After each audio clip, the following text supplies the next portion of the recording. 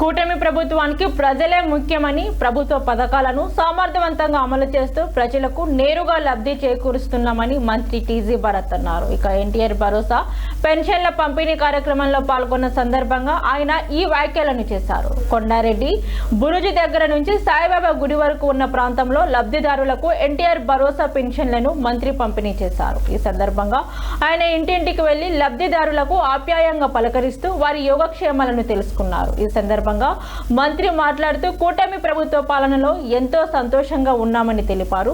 ప్రజలు సంక్షేమమే లక్ష్యంగా కూటమి ప్రభుత్వం పనిచేస్తుందని ఈ కార్యక్రమం ద్వారా మరోసారి స్పష్టమైందని మంత్రి పేర్కొన్నారు.